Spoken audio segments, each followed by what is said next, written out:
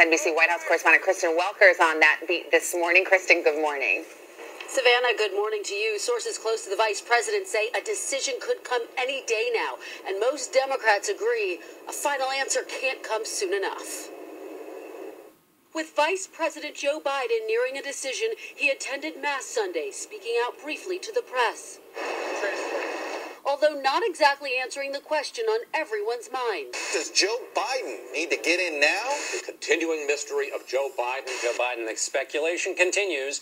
The vice president spent most of the weekend with family in Delaware, attending his grandkids' sporting events. But behind the scenes, he worked the phones. The biggest indicator he may be leaning toward getting in, a 20-minute call with Harold Schaitberger, the president of the powerful International Association of Firefighters. A source familiar with the conversation says Biden's message to the labor leader, he knows he can get the political pieces in place. Now he just has to make a final gut decision. If Biden joins the race, the union's endorsement would be a big boost from a key constituency.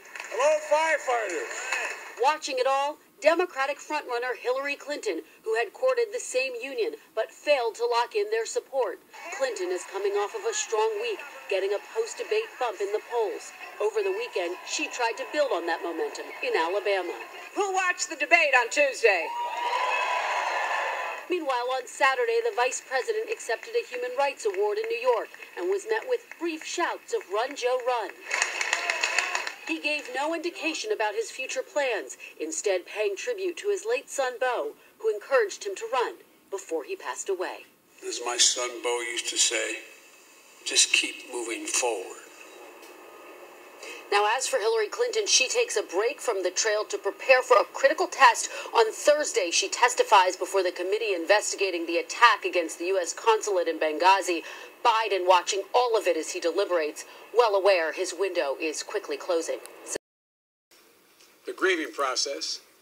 I've said all along, what I've said time and again to others, that it may very well be that that process, by the time we get through it, closes the window on mounting a realistic campaign for president, that it might close.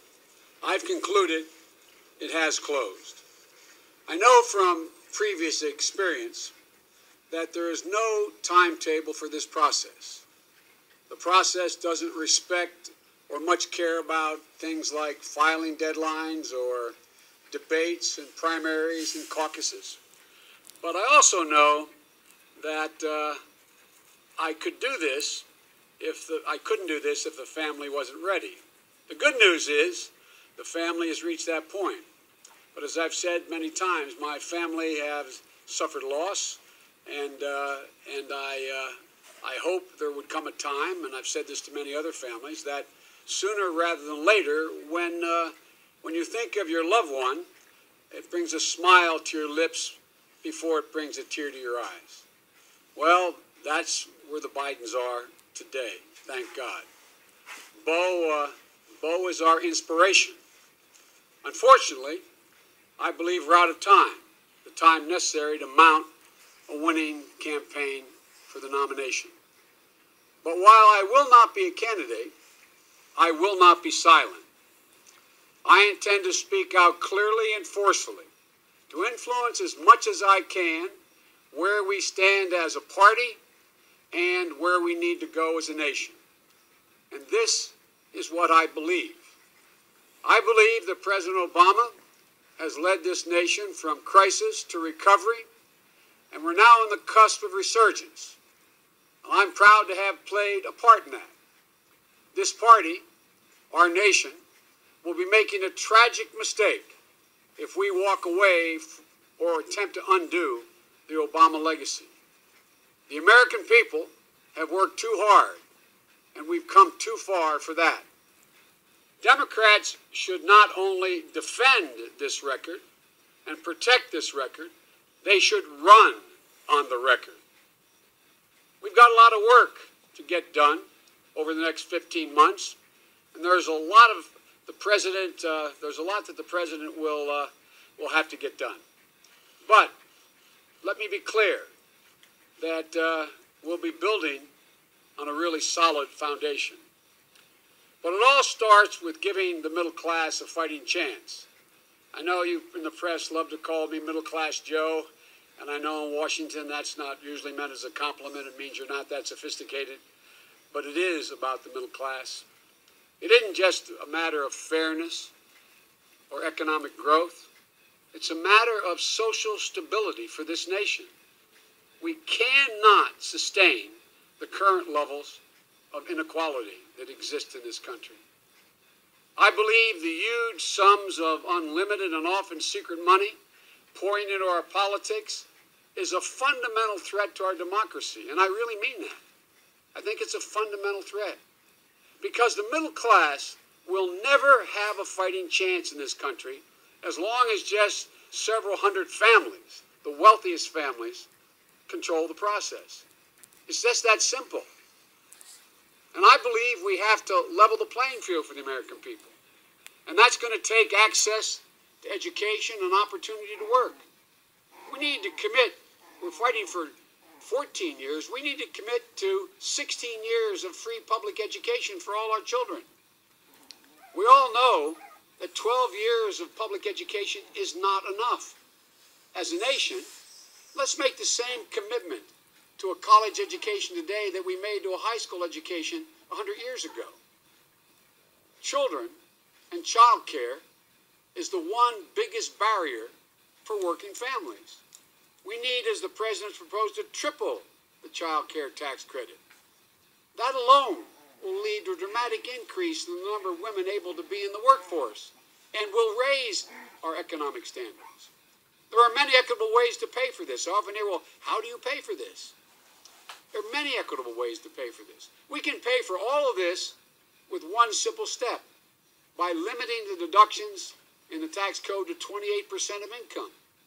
Wealthy folks will end up paying a little bit more. But it's my guess, and I mean this sincerely, it's my guess, they'll be happy to help build a stronger economy and a better educated America. I believe we need to lead more by the power of our example, as the president has, than merely by the example of our power. We've learned some very hard lessons from more than a decade of large-scale, open-ended military invasions. We have to accept the fact that we can't solve all the world's problems. We can't solve many of them alone. The argument that we just have to do something when bad people do bad things isn't good enough. It's not a good enough reason for American intervention and to put our sons and daughters' lives on the line, put them at risk. I believe we have to end the divisive partisan politics that is ripping this country apart, and I think we can. It's mean-spirited, it's petty, and it's gone on for much too long. I don't believe, like some do, that it's naive to talk to Republicans. I don't think we should look at Republicans as our enemies. They are our opposition. They're not our enemies.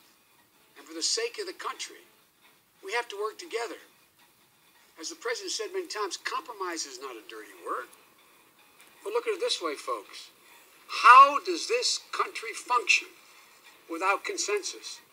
How can we move forward without being able to arrive at consensus?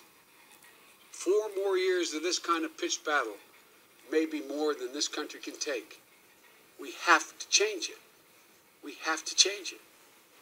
And I believe we need a moonshot in this country to cure cancer. It's personal. But I know we can do this.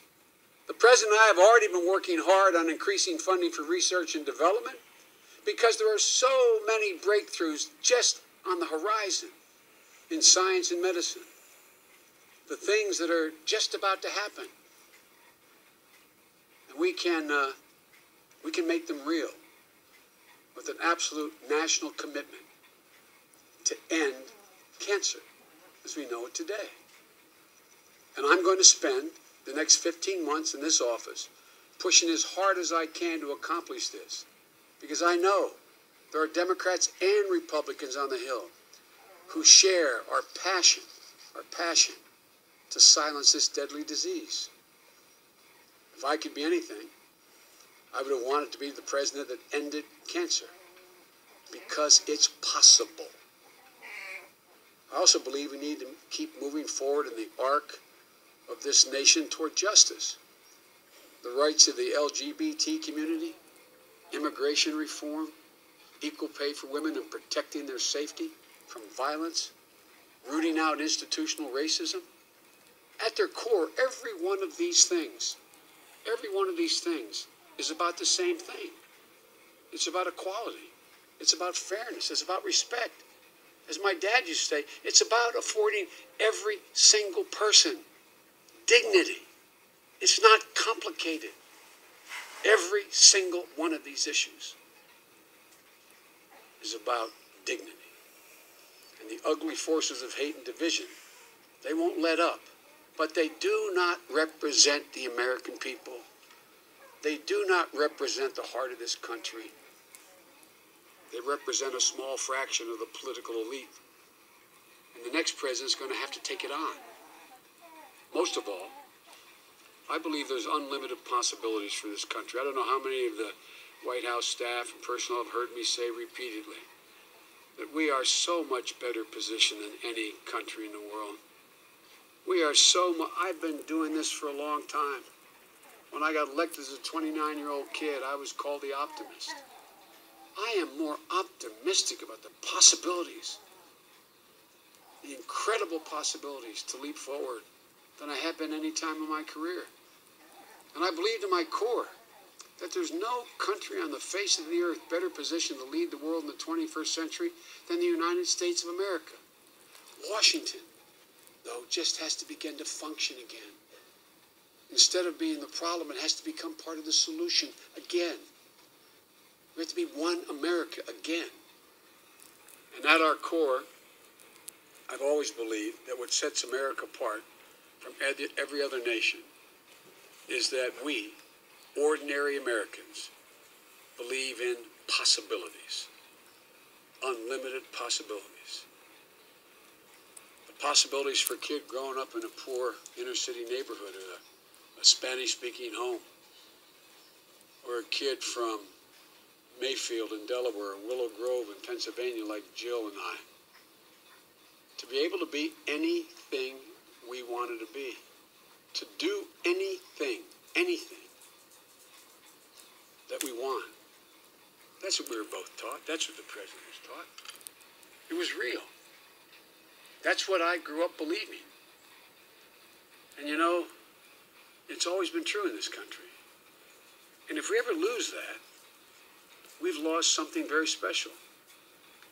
We'll have lost the very soul of this country. When I was growing up, my parents, in tough times, looked at me and would say to me and my brothers and sister, "Honey, it's going to be okay." And they meant it. They meant it. It was going to be okay.